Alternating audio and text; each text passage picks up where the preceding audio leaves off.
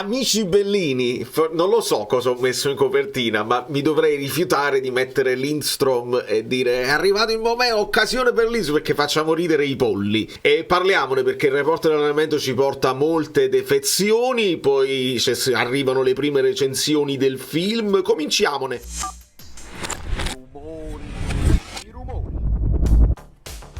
Buongiorno a tutti, buongiorno, benvenuto Claudio Rossi e tutti i nuovi iscritti che io abbraccio idealmente virtualmente.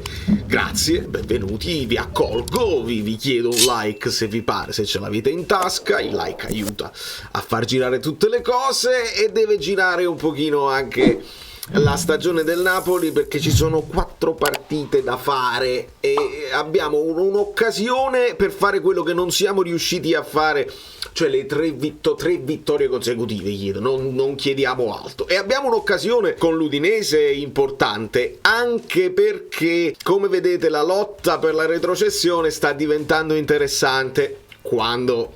Ecco la parola chiave, quando, una cosa che Guido ci ha insegnato, il quando nel calcio è importante. Senza voler andare a vedere male su certe cose, l'Inter ha fatto vincere il Sassuolo, la rata per Frattesi, senza andare a vedere queste cose che poi, ricordiamo Marotta cosa disse per quanto riguarda il Sassuolo, ricordiamo tutto, però il quando è importante, e quindi quando affronti delle squadre, se il campionato è finito per una squadra e non è finito per un'altra, insomma le motivazioni, le famose motivazioni. E quindi io non accetto di regalare punti all'Udinese, a Cannavaro, e io spero solo e tantissimo nel Frosinone, però già sto vedendo delle cose strane, insomma.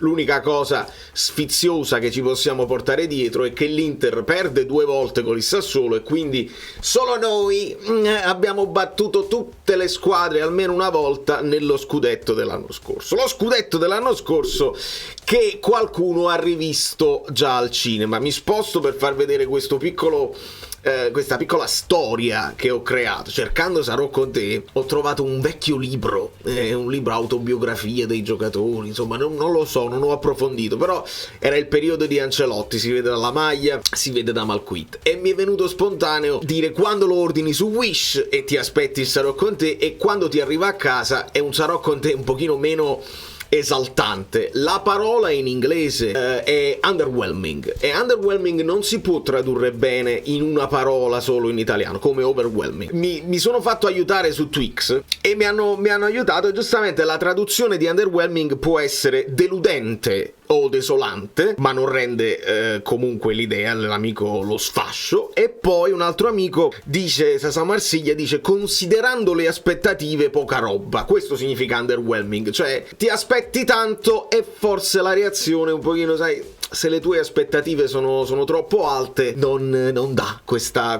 grande soddisfazione. Insomma, se ci aspettiamo grandi cose da questo film, qualcuno piacerà sicuramente, qualcuno lo troverà fantastico. Io non l'ho visto ancora, quindi non giudico. Prendo le prime impressioni degli amici bellini un po' sparse in privato su Instagram, su Twix, e mi dicono ti aspetti, non ci rimanere malissimo se non puoi vederlo subito, perché se ti aspetti grandi cose di spogliatoio non ce ne sono tante, e molti stanno dicendo probabilmente poi se le conservano per questa serie TV che uscirà prima o poi, non sappiamo quando. Vi potete dire le vostre impressioni nei commenti, insomma, per ora così, poi faremo un'analisi approfondita anche tecnicamente, perché sappiamo che il regista non è un regista che è abituato, un po' come Calzona che non è abituato a fare il primo allenatore. Questo regista è un documentarista, no? Le esperienze con il National Geographic, quindi non avendo un occhio sul calcio probabilmente noi ci aspettavamo qualcosa di più di calcistico a livello emozionale ma anche tecnico. Questo lo vedremo più in là. Ora mi sono dimenticato di dire Conte, è importante sempre dire Conte, e con un'analisi tattica noi ci possiamo spostare perché dobbiamo risolvere dei problemi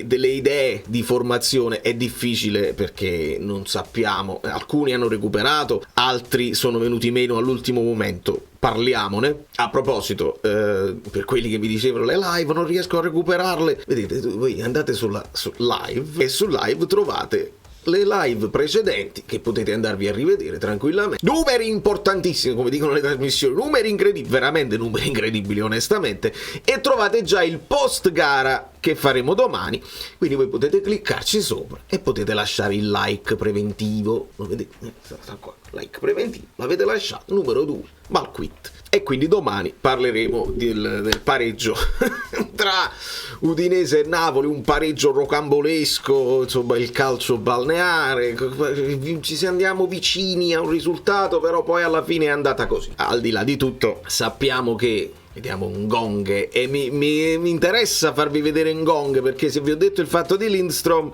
andiamo a capire. Meret, Nikita Contini. Allora, Raspadori ha svolto terapie a causa di un trauma contusivo distorsivo alla caviglia sinistra rimediato nell'allenamento di ieri. Kvaratskhelia ha svolto lavoro personalizzato in palestra, mentre qualcuno ci diceva niente di grave, mi pare Sky abbia detto niente di grave per Kvara, alla fine potrebbe recuperare.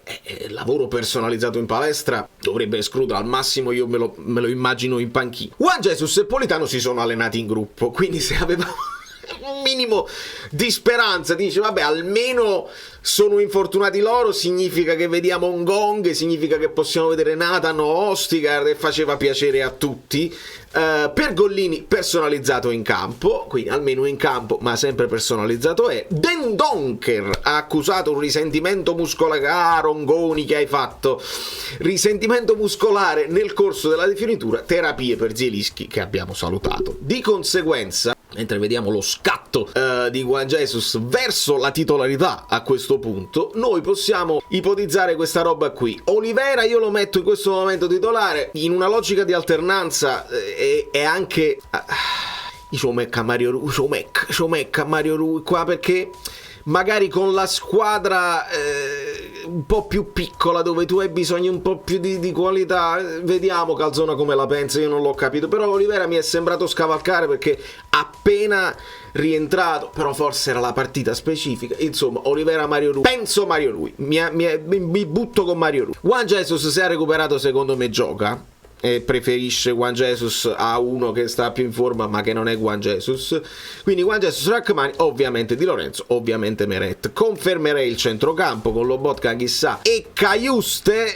non so Traoré se poi hanno avuto un chiarimento dopo la sostituzione, lo mette, sarebbe bene metterlo per avere qualità, però poi Mario Rui, poi Traoré, tutti piccolini. Attenzione, Osimhen, se Politano ha recuperato io metto Politano qua e ci metto un Gonghe a sinistra, perché ce lo ha fatto vedere già una volta Calzona e perché pur di non far giocare Lindstrom si adatta a Ngonghe a sinistra, che poi è un adattamento fino a un certo punto. Sì, è un mancino che ama partire dalla sinistra e accentrarsi, però stando lì sulla sinistra può far partire anche un cross per Osimhen che starà al centro dell'attacco. Insomma, teniamo presente gli altri che sono a disposizione. Traoré va capito adesso la situazione di Traoré. Lindstrom che mettiamo qua, peccato non avere Dendoncker, non avere così però questa è la situazione in questo momento e mi tengo il ballottaggio Olivera Mario Rui che non è chiaro, e il ballottaggio ovviamente Lindstrom Ngonghe, dove la presenza di Lindstrom da titolare onestamente mi sorprenderebbe, la dico così. Nel frattempo sta succedendo a Verona quello che dovrebbe essere imponderabile ma che in realtà è ponderabilissimo. Mi sono permesso di dire agli amici abbonati oggi che per quanto riguarda i punti il Verona è ancora invischiato nella lotta per la salvezza, però non penso che riusciamo a perdere contemporaneamente sia Udinese che Sassuolo, proprio per una questione politica di forza della Serie A, e è il Verona che sta affrontando la Fiorentina di Italiano, e ho la sensazione, Italiano fa sempre turnover quindi non è per questa partita, però mi ha dato la sensazione, la formazione iniziale della Fiorentina, senza sapere né leggere né scrivere le cose della Fiorentina, che Italiano voglia vincere la Coppa, cioè stia facendo proprio l'opposto di quello che di solito si dice,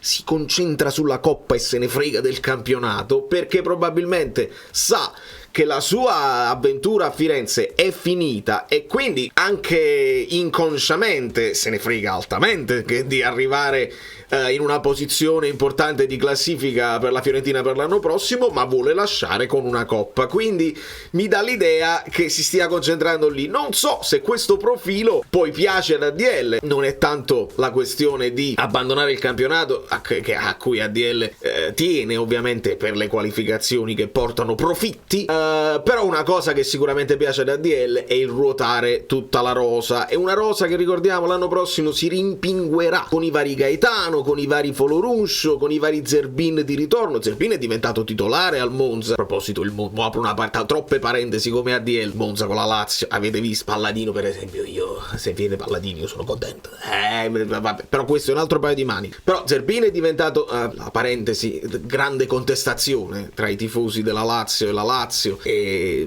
Tudor che sostituisce Zaccagni al 30°, spacca tutta la panchina Zaccagni, Lazio in grande fermento e contestazione. Zerbin però diventa titolare, quindi torniamo a Napoli ed Italiano è uno di quelli che li fa ruotare tutti per necessità, per voglia, per statistica, perché si diverte così, e questa secondo me è una delle cose che ad ADL piace di più, perché poi dai spazio e minutaggio un po' a tutti quelli che tu giustamente paghi e vuoi vedere poi sul campo, e questo è naturale, E mentre alcuni amici continuano a scrivermi riguardo il film, ho letto che molti stanno riportando grandi incassi per il primo giorno. Va considerato anche che costava di più degli altri film che erano in proiezione. Alcuni hanno addirittura detto: io pensavo fosse 12 euro, ho pagato 15, e non lo so come funziona la situazione, ma va sempre visto. Questo poi sono cose che lascio dire a Guido, però il film va sempre valutato quanto ti è costato e quanto hai fatto di ricavi, perché poi non è grandi incassi, se hai speso il doppio, ed è un calcolo che possiamo fare, perché il regista ci ha dato i mezzi per poter fare il calcolo anche più o meno di quanto è venuto a costare. A me interessa poco onestamente quanto abbia speso, non mi è piaciuto che lui abbia detto mi è costato una cifra e adesso lo dovete andare a vedere al cinema perché ci devo rientrare con le spese. Non mi è piaciuto, non lo facevi se hai problemi così. Ma De Laurentiis ci ha anche detto: per me 3 o 4 milioni non fanno nessuna differenza, non valgono niente per me, per il Napoli, per De Laurentiis ancora meno, quindi non parlare di soldi. Sei proprio tu che ci hai insegnato che è volgare parlare di soldi, quindi non parlare di soldi e dacci, se vuoi, un prodotto bello che rimane nel tempo. Magari ci fa più piacere vederlo più in là e non nella stagione finita che finisce male. O ce lo portavi subito, cioè a inizio stagione, così davi anche ai giocatori quel momento.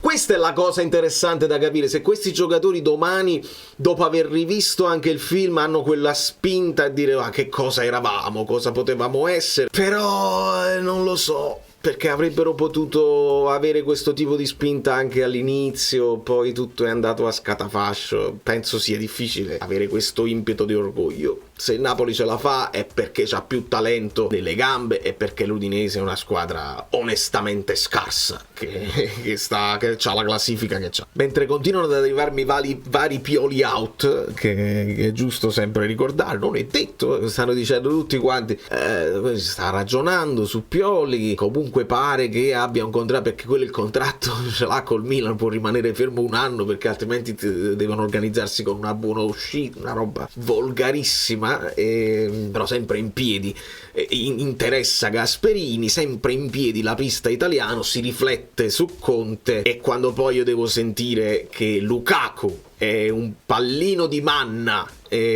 mamma mia, stiamo veramente alla frutta, e si cominciano a inventare nomi e eventuali contropartite dal Chelsea per Osimhen, Lukaku, giocatore. Lasciamo perdere e non commentiamo cose che non sono successe. Quando poi succedono le commentiamo per bene. C'è di sicuro qualche altro argomento che mi sfugge in questo momento che voi potete dirmi nei commenti? Ecco, sì, perché parlando della questione di dell'Inter col Sassuolo, il Cagliari con Lecce alla fine pareggia, Gaetano che fa l'assist per Mina, Rino Gaetano che fa l'assist per Mina e Celentano, e però viene anche espulso e il Lecce di Gotti non molla e il pareggio, però il pareggio era stato un po' pronosticato come la vittoria del Sassuolo, e vediamo se si sviluppa anche un aiutino a Pozzo, questi famosi rapporti di amicizia tra i presidenti. Pozzo, ti do 18 milioni all inclusive, vuol dire che se gli diamo, se si salvano nella clausola l'anno prossimo Perez arriva però senza le commissioni perché c'è traffico nei nostri cuori. Quindi l'Empoli e il Frosinone hanno una quindicina di minuti in questo momento per concludere la propria gara, la Fiorentina per recuperare sul Verona, Milan e Genoa mi interessa veramente a pochi, Roma Juventus è solo per il fantacalcio per quanto mi riguarda, e noi ci tocca domani, ci tocca un lunedì veramente estivo. Da New York, Valerio Fluido è tutto, vi abbraccio, vi bacio, vi chiedo dei like finali se li avete, se ve li trovate. I like non costano 12, 14 o 15 euro, sono gratis, vedete voi.